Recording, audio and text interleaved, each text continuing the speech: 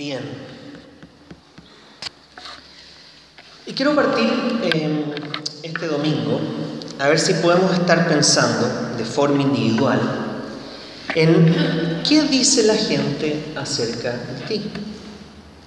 ¿Cuál es la apreciación general que tienen los demás acerca tuyo? ¿Cómo te definirían las otras personas? ¿Qué imagen proyectas según tus colegas, vecinos, compañeros, etcétera? Es decir, ¿qué es lo que reflejas hacia los demás?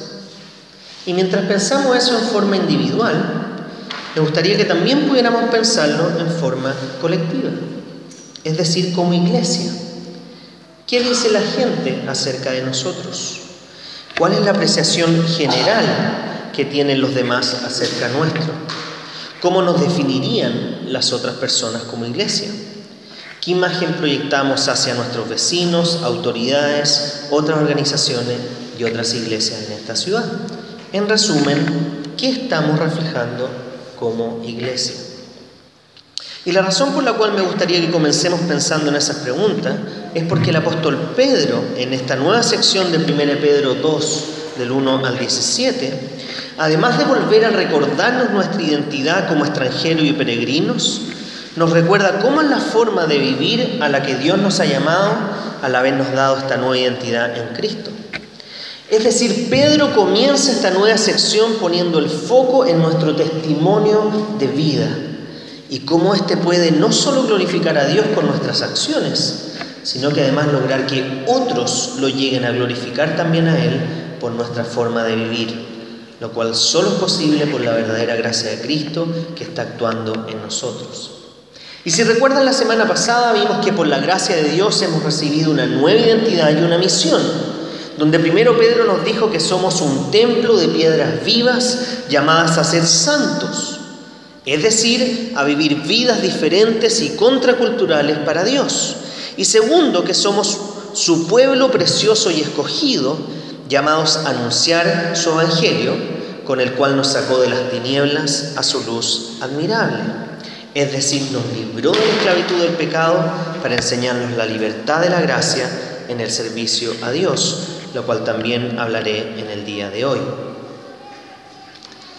Ahora, todo lo que hemos visto y veremos hoy día es parte de la actual serie que estamos estudiando acerca de la primera carta del apóstol Pedro, titulada Viviendo y compartiendo la verdadera gracia de Dios, en base al propósito que el mismo autor de esta carta nos ha revelado en 1 Pedro 5:12b, que dice: les he escrito brevemente para animarlos y confirmarles que esta es la verdadera gracia de Dios, manténgase firmes en ella. Y por lo tanto hoy día debemos entender que el llamado que nos hace el apóstol Pedro a vivir de cierta forma es solo respuesta a la gracia que ha actuado, está actuando y seguirá actuando en nosotros para la gloria de Dios Padre, ya que solo en base a esta nueva identidad en Cristo, de la cual hablamos la semana pasada y vamos a hablar nuevamente hoy día, que podemos vivir de manera diferente para que muchos otros glorifiquen también a Dios, incluso puedan alcanzar la salvación. Pero antes de seguir, déjenme dejarlos con una pregunta principal que me gustaría que guiara todo lo que vamos a compartir en el día de hoy. Y les pido que puedan estar pensando también esta pregunta. La pregunta es: ¿puedo decir que mi forma de vida promueve el que otros honren y respeten a Dios? ¿Puedo decir que mi forma de vida promueve el que otros honren y respeten a Dios? Bien, teniendo esa pregunta en mente, vamos a orar y luego vamos a abrir nuestras Biblias en 1 Pedro 2, del 11 al 17. Oremos.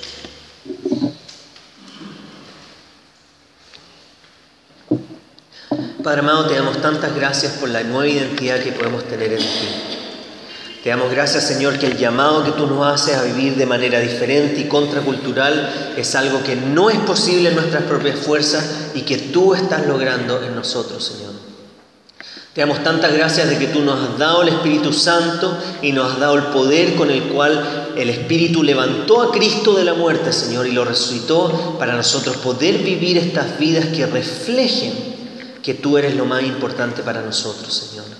Te pido que hoy día puedas abrir nuestro corazón y nuestra mente para que así, al cambiar nuestra forma de pensar y entender quiénes somos, podamos hacer lo que estamos llamados a hacer por ti, para vivir vidas que den testimonio y reflejen que somos hijos tuyos y que somos parte de tu familia, de tu reino, Señor, que es nuestra verdadera patria.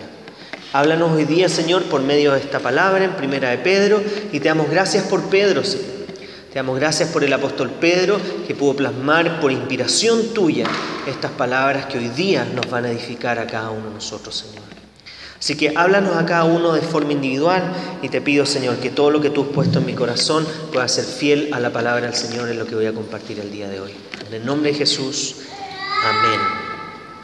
Bien, entonces abran sus Biblias en 1 de Pedro 2, versículos 11 al 17. Si no tienen Biblias, ahí atrás todavía quedan unas pocas para que puedan ir siguiendo lo que vamos a estar estudiando en el día de hoy.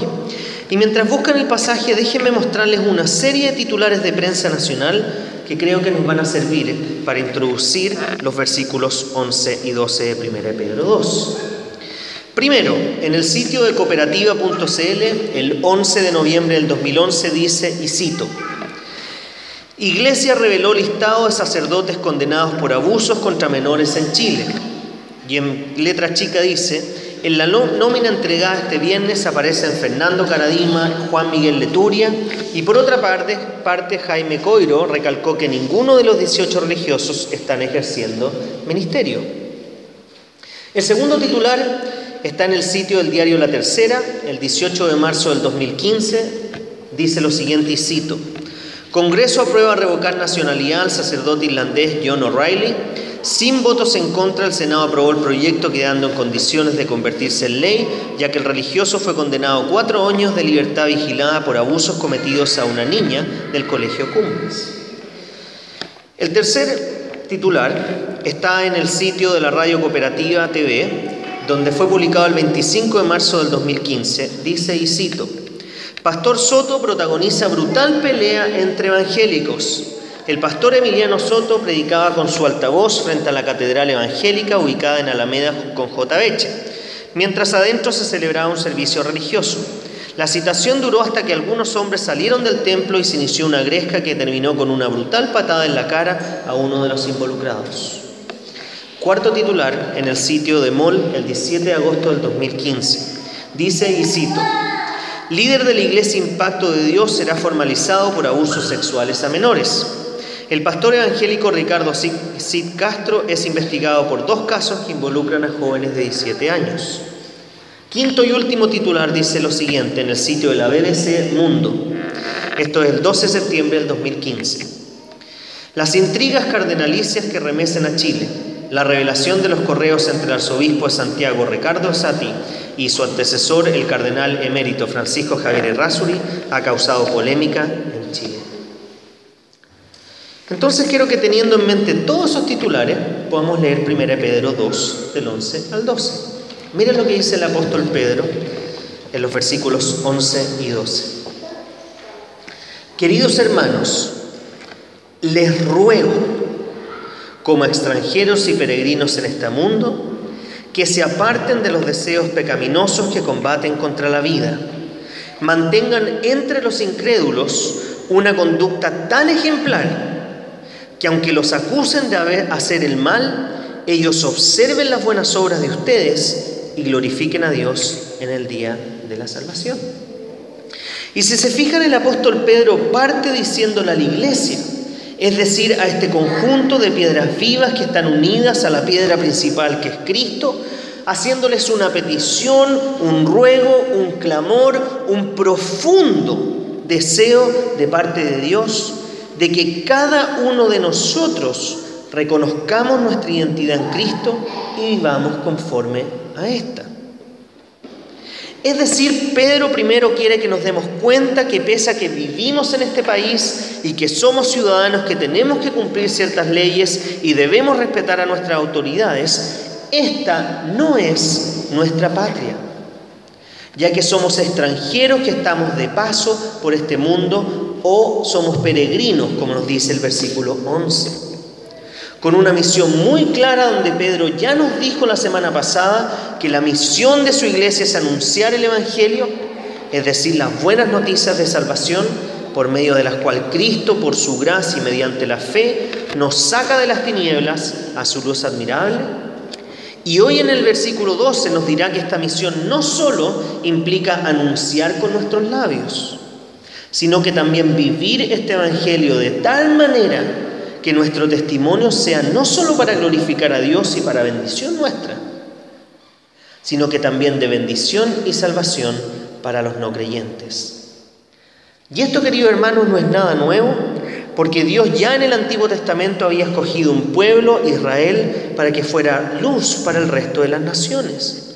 Y así ellos se pudieran acercar al Dios verdadero al ver las maravillas que Dios haría con, a través y a pesar de ellos. Y hoy Pedro nos está diciendo exactamente lo mismo, que Dios desea usar nuestro testimonio de vida para, por medio del Evangelio, alcanzar a muchas otras personas, lo cual lamentablemente no pareciera ser la realidad actual de muchas iglesias, como pudimos corroborar en los titulares que les acabo de mostrar. Por eso el apóstol Pedro nos llama, o más bien nos implora, que seamos consecuentes con quienes somos y que cumplamos el llamado de Dios, que el llamado que Dios nos ha hecho de vivir vidas diferentes por medio de Cristo. Donde los versículos 11 y 12, si se fijan, nos dicen que por la gracia de Dios y su obra transformadora que actúa poderosamente en nosotros, debemos dos palabras que son importantes. Primero, apartarnos o abstenernos, y segundo, mantenernos. Fíjense el versículo 11 que dice: apártense o absténganse de los deseos pecaminosos, otras versiones hablan de pasiones carnales, que combaten contra el alma o la vida. Y el segundo versículo, versículo 12, nos dice: manténganse con una conducta irreprochable entre los no creyentes. Entonces, abstenernos y mantenernos son las dos palabras con las que Pedro nos desafía en el día de hoy. Palabras que, si somos sinceros, debería llegarnos a todos nosotros de manera muy real y profunda. Por lo que cuidado con condenar rápidamente los titulares que hemos leído, sin darnos cuenta que nuestro corazón también tiene el mismo potencial al estar luchando constantemente por honrar y glorificar a Dios en todo lo que hacemos, todo lo que decimos y todo lo que pensamos. Por eso Pedro nos dice que las pasiones carnales, los deseos pecaminosos, o más bien todos los deseos que no provienen, ni le agradan, ni glorifican a Dios, están en una lucha o combate contra nuestro ser, buscando ser alimentados y satisfechos de tal forma que eso nos lleve a rebelarnos contra Dios y desobedecer a su palabra, alimentando así nuestro orgullo, nuestro yo. Frente a lo cual Pedro nos dice que la solución es: absténganse, apártense, arranquen, no satisfagan, no las alimenten, no jueguen con fuego. Y hay un dicho que es muy claro, que les he mencionado en otras ocasiones, que lo aprendí en el campo, que dice lo siguiente: si tienes rabo de paja, mejor no juegues con fuego. Si tienes rabo de paja, mejor no juegues con fuego. Y si somos honestos, queridos hermanos, todos tenemos rabo de paja en algún área de nuestra vida. Por lo que debemos alejarnos del fuego si no deseamos quemarnos. Para algunos de nosotros, los deseos o pasiones que combaten en su vida pueden ser las siguientes: la mentira, el orgullo, la lujuria, el poder, el éxito, la comida, el juego, los celos, las apuestas, la competencia, la envidia, el amor al dinero, la manipulación, la ira, la televisión, la dependencia, las drogas, el alcohol, el trabajo, etc. Y aunque no todas esas cosas necesariamente son malas en sí, la manera en que el cuánto ocupan en nuestro corazón va a delimitar si esas cosas nos van a buscar alejar de Dios o nos van a hacer acercar a Él. Otro dicho conocido: cada uno sabe dónde le aprieta el zapato, por lo que es importante reconocer que todos tenemos luchas y adicciones en nuestro ser, con cosas que no agradan a Dios, pero también es importante ver el otro lado, que tenemos el poder de Dios para tener dominio propio y abstenernos de aquellas cosas que nos alejan de Él y de su palabra. Poder que antes no teníamos porque no éramos conscientes de esto, pero que hoy por su gracia Dios nos ha dado no solo la revelación de las cosas que no le agradan, sino que nos ha dado el poder para luchar contra ellas. Por lo que es importante que todos los días todos nosotros nos podamos hacer la siguiente pregunta: ¿cómo está mi relación con Dios? ¿Cómo está mi deseo de orar y estudiar su palabra? Y esas dos preguntas te van a dar un muy buen indicio de quién está ganando la batalla de los deseos pecaminosos en tu vida. Porque o el pecado te va a alejar de su palabra, o la palabra te va a alejar de su pecado. No hay otra forma. Por lo tanto, pregúntense todos los días: ¿en qué área de mi vida no estoy adorando a Dios? O, como se los puse en el principio, con la pregunta del principio, ¿puedes decir que tu forma de vida promueve el que otros honren y respeten a Dios? Y es importante tener claro que esto no es solo atacar acciones pecaminosas, sino que también nuestras palabras y pensamientos pecaminosos, sabiendo que todo nace del corazón y nuestro corazón debe estar sujeto a Cristo y a la verdad de su palabra. Primera palabra importante: apártense, arranquen, absténganse de todo lo que los aleja de Dios. La segunda palabra es mantenerse. Y una de las cosas que más nos cuesta en la vida, no solo en la vida cristiana, sino que en la vida en general, es ser disciplinados y perseverantes en las cosas que realmente importan. Por eso el apóstol Pedro nos llama a mantenernos por la gracia de Dios y en el poder del Espíritu Santo con una conducta piadosa, santa, diferente e intachable a los ojos de Dios, pero también a los ojos de los demás. Específicamente aquí nos dice Pedro, a los no creyentes, ya que nuestro testimonio puede ser de bendición y salvación para ellos. Pero también el apóstol Pedro nos dirá que nuestra vida y nuestro testimonio será útil para aquellos que hablan en contra de nosotros como cristianos, buscando ofender, menospreciar y rechazar a Dios. Lo cual no es nada nuevo, ya que en el tiempo del apóstol Pedro había muchas acusaciones contra los cristianos de la iglesia primitiva. Déjenme mencionarles solo algunos.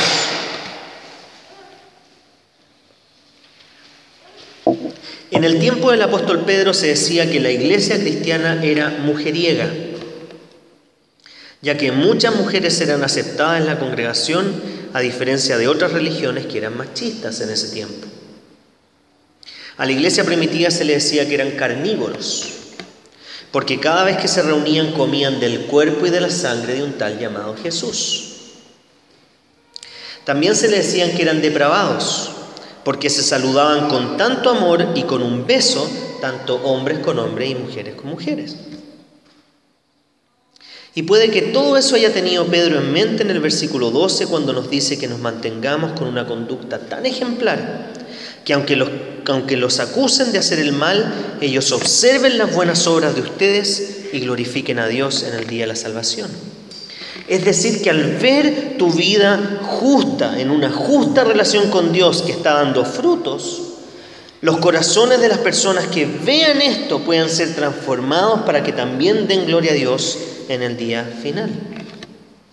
Ahora esta realidad no es solo en ese tiempo, sino que hoy día también es así, ya que a los cristianos nos siguen acusando de diferentes cosas y voy a mencionar algunos ejemplos. Dicen que la iglesia cristiana es machista, al mencionar que el hombre es el responsable principal de la familia a los ojos de Dios. Y también al buscar, cuando es posible, que las esposas se puedan quedar en las etapas cruciales de vida de los hijos cuidándolo y no dar esa responsabilidad a terceros. Y por eso la iglesia cristiana es acusada de machismo. Nos dicen que somos intolerantes o sexistas cuando nosotros decimos que creemos que la Biblia nos dice que la homosexualidad no es correcta, siendo incapaces de escuchar cuáles son las razones por las cuales creemos eso. Simplemente somos intolerantes, por lo tanto no quieren escuchar lo que Dios dice. Nos dicen que somos discriminatorios cuando decimos que Jesús es el único camino y verdad y la vida, y que nadie va al Padre si no es por Él, a diferencia de otras religiones. Yo les he contado en el pasado que yo viví en Irlanda del Norte, en Europa, por 2 años. Y ahí yo en los colegios no puedo decir que Jesús es la verdad, es el único camino, verdad y vida. Yo puedo decir que Jesús dijo que Él es el camino, la verdad y la vida, y que nadie va al Padre si no es por Él. Pero no puedo decir que es, porque eso es considerado según el gobierno como discriminación e intolerancia. También nos dicen anticuados por velar por los principios que por miles de años el Señor nos ha enseñado en la Escritura y creer que esos principios, como por ejemplo el principio de la vida, es importante. Y por eso también les recuerdo que estamos haciendo lo de las firmas para ir como cristianos a decir que no estamos de acuerdo con la ley que se quiere aprobar con respecto al aborto. Así que aquellos que no hayan firmado libremente, si quieren hacerlo, todavía hay tiempo para poder hacerlo. Queremos juntar 1 millón de firmas y la Sociedad Bíblica está ayudando en ese proceso. Entonces la pregunta que debemos hacernos es: ¿qué hacemos frente a tales acusaciones de acuerdo a Pedro? ¿Qué hacemos frente a estas acusaciones? Y el verso 12 nos dice que debemos vivir una vida tan ejemplar que aunque nos juzguen, nuestras buenas obras sean tan preciosas que se sientan irresistiblemente atraídos a Jesús. Que nuestra vida sea tan ejemplar que ellos vean algo diferente en nosotros y anhelen tener eso que nosotros tenemos, que es Cristo. Por lo tanto, en base a estos 2 versículos, el 11 y el 12, el apóstol Pedro seguirá en el resto de la carta mencionando diferentes áreas en las cuales esta vida ejemplar debe manifestarse, dándonos ejemplos concretos y claros a cada uno de nosotros. Primero, cómo vivir como ciudadanos, que es lo que vamos a ver hoy día en los versículos 13 al 17, como trabajadores, en los versículos 18 al 25, y cómo debemos vivir esta vida ejemplar en nuestros hogares. Lo veremos en los primeros versículos del capítulo 3. Ahora Pedro nos quiere decir que debemos vivir como ciudadanos en nuestro país, entendiendo que nuestra principal lealtad debe ser siempre hacia nuestra real ciudadanía, que es celestial y eterna. Fíjense los versículos 13 y 14 que quiero volver a leer.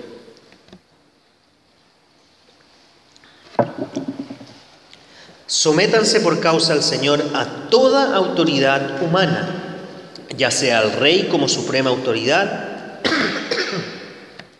o a los gobernantes que le envía para castigar a los que hacen el mal y reconocer a los que hacen el bien. Perdón. Entonces Pedro nos llama al sometimiento a las autoridades que reinan en el país, diciendo que esto debe ser por causa del Señor.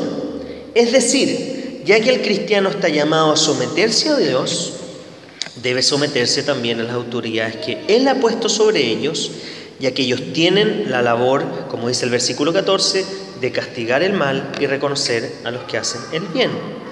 Entendiendo que la justicia humana no es perfecta, pero esta tarde o temprano llega, y si no llegara en esta vida, tenemos la certeza que la justicia final llegará de parte de Dios. Ahora, si a ti te cuesta obedecer a tu gobierno cuando andas a exceso de velocidad, cuando te estacionas como aquí en Antofagasta donde no debes, hasta en los paraderos vemos autos estacionados, cuando evades impuestos, cuando bebes de más y manejas con exceso de alcohol, es decir, cuando haces cosas contra la ley y eso lo encuentras como excesivo, imagínate cómo habrá sido para los cristianos que estaban escuchando a Pedro en el contexto original, de aceptar este mandato cuando sus gobernantes eran opresivos, les demandaban alianzas como si fueran dioses, los forzaban a dar unos tremendos impuestos y los trataban como esclavos. Imagínense lo potente que debe haber sido para los creyentes, para los no creyentes, el ver que estos cristianos estaban dispuestos a someterse voluntariamente a la autoridad pese a los abusos. Y esto por causa del Señor. Por eso la voluntad de Dios es clara para los cristianos que viven en la ciudad. Debemos hacer el bien y someternos a la autoridad por causa de Cristo, pero siempre bajo los límites de la palabra de Dios. Miren el versículo 15. Porque esta es la voluntad de Dios, que practicando el bien hagan callar la ignorancia de los insensatos. De tal manera que Pedro nos dice que las buenas obras ganarán las discusiones. Ahora, ¿cuántas veces nosotros tratamos de ganar argumentos de manera racional, pero somos tan malos para ganar argumentos con nuestras vidas que hablan mucho más que un argumento con nuestros labios? O por otro lado, nos cuesta hacer el bien porque tenemos temor de lo que nos podría ocurrir si somos, entre comillas, buenos. La mayoría te va a decir, ¿para qué lo hacer como lo hacenlo bien? Los tontos hacen eso. Si haces bien, te va a ir mal. Pero la clave para hacer el bien está en la iniciativa que Pedro nos da de vivir sin temor, ya que somos libres de todo, pero a la vez somos siervos y esclavos de Dios, que es el único ser digno de temer. Fíjense el versículo 16. Eso es actuar como personas libres que no se valen de su libertad para disimular el mal, sino que viven como siervos de Dios. La vida diferente en el cristiano comienza cuando reconoce la lucha que tiene con sus deseos pecaminosos y comienza a someterse a Dios en esas áreas, absteniéndose de las cosas que no le agradan a Dios y manteniéndose por la gracia de Dios con una conducta intachable con los demás. Es decir, cuando logras entender que no necesitas de la plata, de la aprobación de los demás o del carrete para ser feliz, o dicha de otra manera, cuando has entendido que eres libre de la esclavitud del dinero, ya no sentirás la presión que el señor dinero te genera para que robes o no pagues impuestos o trabajes de más a costa de tu familia. Al contrario, al entender quién es tu Señor, podrás ser generoso y adaptarte a un estilo de vida austero y pacífico. Cuando has entendido que eres libre de la esclavitud del elogio, ya no sentirás la presión del amo elogio, que siempre te obliga a darle en el gusto a la gente antes que a Dios, entendiendo que la voluntad de Dios es lo mejor para tu vida. Por lo tanto, si alguien te critica, esa crítica ahora no te destruye y no te sientes, sino que eres libre para tomar lo bueno y desechar lo malo, sabiendo que tu identidad no está basada en lo que otros dicen, sino en quien Dios dice que tú eres y lo que Él está logrando en ti. Todo lo cual ya vimos en la serie que estudiamos de Efesios a principio de año. Por último ejemplo, cuando has entendido que eres libre de la esclavitud del carrete, ya no sentirás la presión del amo carrete, que siempre te obliga a tomar un poco más para sentirte feliz, porque ahora no necesitas nada extra para pasarlo bien. Eres libre para disfrutar de todo bajo los sanos límites que Dios nos ha dado en su palabra, que son para nuestro bien. Entonces el versículo 16 nos dice que debemos vivir como libres de todo, pero esclavos de Dios. Lo que significa que no eres libre para hacer lo malo, sino libre para poder hacer ahora lo bueno y así ser un siervo o esclavo de Dios que ha experimentado la verdadera libertad. Jesús mismo dijo: conocerás la verdad y la verdad te hará libre. Cristo es la verdad que nos permite obedecer a su palabra para que tengamos la libertad de hacer lo que queramos sin que nada nos controle ni nos genere adicción. Libertad bajo los límites del Señor que nos permite que nada nos domine, ni nada nos controle. Porque como dice Pablo, todo me es lícito, pero no todo me conviene. Todo me es lícito, pero no dejaré que nada me domine.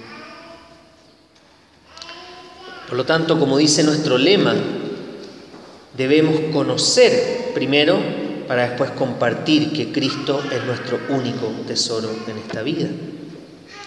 Y es solo cuando tenemos este estilo de vida, cuando hemos experimentado esta libertad en Dios,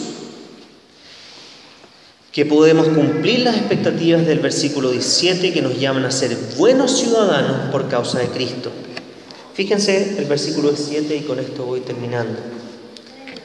Dice: den a todos el debido respeto, amen a los hermanos, teman a Dios, respeten al Rey.